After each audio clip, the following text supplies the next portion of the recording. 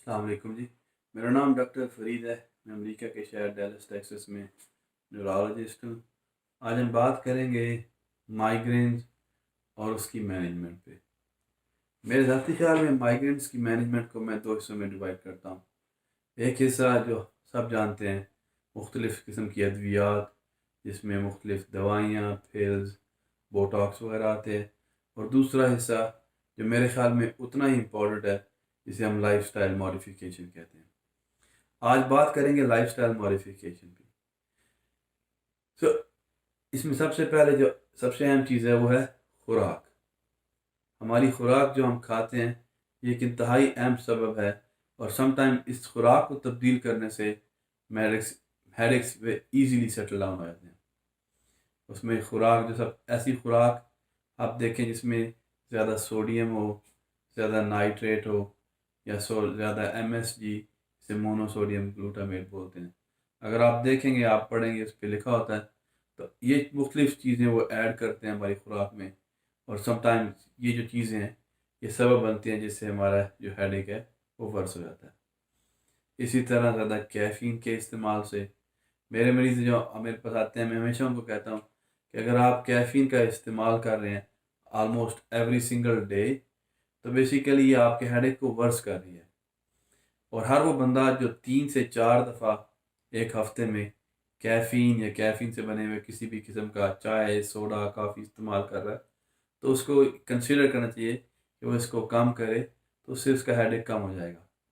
اسی طرح کچھ دوائیاں آتی ہیں جس میں کیفین ہوتی ہے، اور اسی کو میں بھی اپنے مریضوں کو کہتا ہوں کہ وہ بھی آپ 2 یا 3 سے دفعہ ایک ہفتے میں اس سے زیادہ استعمال نہ کریں۔ اسی طرح کچھ اور خوراکیں ہیں، جیسے پرانی چیز ہے، کچھ لوگ وائن کا استعمال کرتے ہیں، سٹرس کا استعمال کرتے ہیں کچھ لوگ، تو ان ساری چیزیں سم ٹائم یہ بھی جو ہے یہ بھی ہیڈیک کو یا مائیگرین کو کا سبب بنتی ہیں۔ اسی طرح ایک بڑا امپورٹنٹ فیکٹر ہے ڈی ہائیڈریشن۔ جب بھی میرے پیشنٹ مجھ سے پوچھتے ہیں کہ ہم کس قسم کا پانی یا سوڈا یا کیا استعمال کریں، تو میرا صرف ایک ہی جواب ہوتا ہے کہ آپ پانی پئیں۔ جتنا زیادہ سے زیادہ آپ پانی پئیں گے وہ آپ کی صحت کے لیے اچھا ہے۔ اور کئی ایسے ٹین ایجر ہمارے پاس آتے ہیں جن کی صرف ایک فیکٹر ہوتا ہے، وہ ہوتا ہے ڈی ہائیڈریشن، کیونکہ وہ صحیح مقدار میں پانی کا استعمال نہیں کر رہے ہوتے۔ اسی طرح کچھ لوگ آج کل بڑا کامن ہے کہ ہر بندہ ویٹ لوز کرنے کی کوشش کر رہا ہے، اور اس کے لیے وہ مختلف قسم کی ڈائٹس یوز کرتا ہے۔ میری پرسنل ریکمنڈیشن یہ ہوتی ہے کہ آپ کوئی اسٹرکٹ ڈائٹ نہ کریں، بلکہ آپ کی جو ڈائٹ ہے وہ بیلنس ڈائٹ ہو، جس میں کارب بھی ہو، پروٹین بھی ہو، فیٹ بھی ہو، منرلز بھی ہوں، اور وائٹامنس بھی ہو۔ بیلنس ڈائٹ جو ہے وہ بہتر ہوگی بنسبت اس کے کہ آپ کی اسٹرکٹ ڈائٹ ہو۔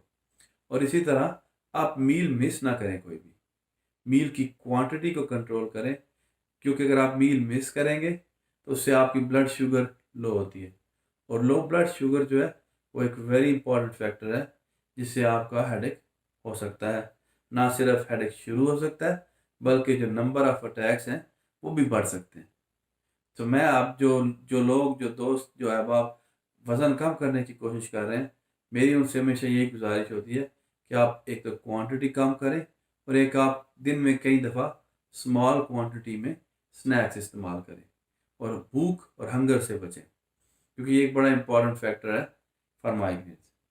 اسی طرح کچھ لوگ جو آج کل کیٹوجینک ڈائٹ استعمال کرتے ہیں، جس میں وہ کرتے کیا ہے کہ بیسیکلی پروٹین اور فیٹ کی مقدار کو بڑھا دیتے ہیں اور کاربوہائیڈریٹس کی مقدار کو کم کرتے ہیں۔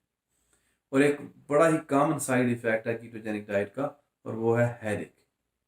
میرے پاس ایسے مریض آتے ہیں جو کیٹوجینک ڈائٹ پہ ہوتے ہیں، جو ویٹ لوز کر رہے ہیں، لیکن ہیڈیک اتنا شدید ہوتا ہے کہ ان کی کوالٹی آف لائف بہت بری ہوتی ہے، بڑی میزریبل ہوتی ہے۔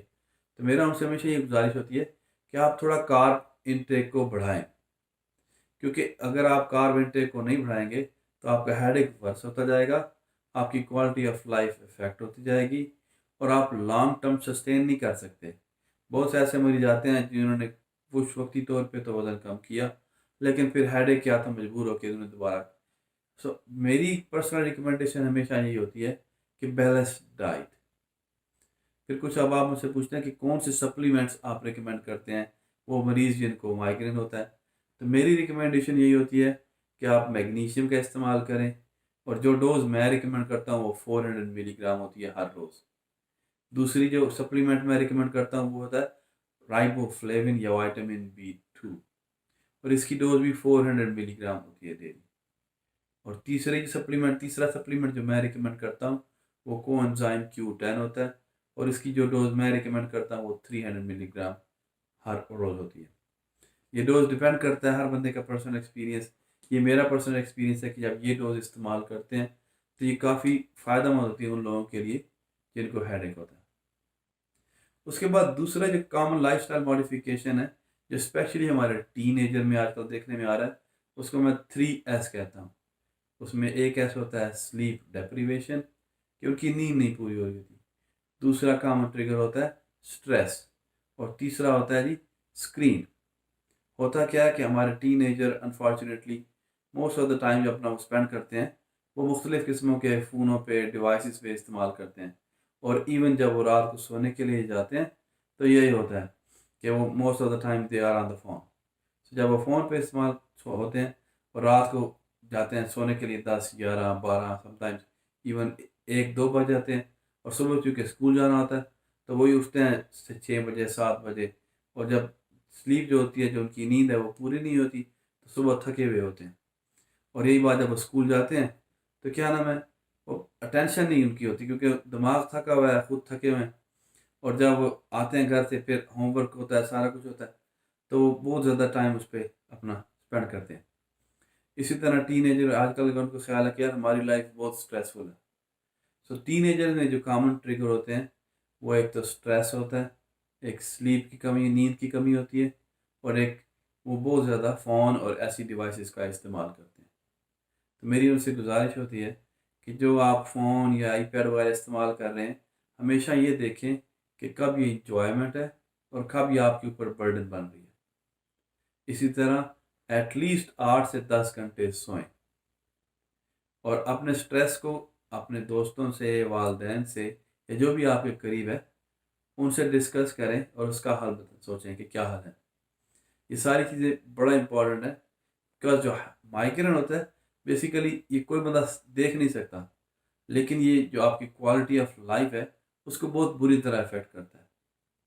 اسی طرح اسکول جانے سے پہلے میں ہمیشہ بچوں کو کہتا ہوں کہ ناشتہ کر کے جائیں، اور اسی طرح رات کو سونے سے پہلے ضرور کچھ کھائیں. اس کے بعد اپنی نظر کو ایٹ لیسٹ سال میں 1 دفعہ ضرور چیک کرائیں. بعض اوقات نظر کی کمزوری کی وجہ سے سٹرین پڑتا ہے اور اس سٹرین سے ہیڈ ایک ہوتا ہے. تو یہ وہ لائف سٹائل چینجز ہیں جو ویری امپورٹنٹ ہے کسی بھی مائیگرین مینجمنٹ کے لیے.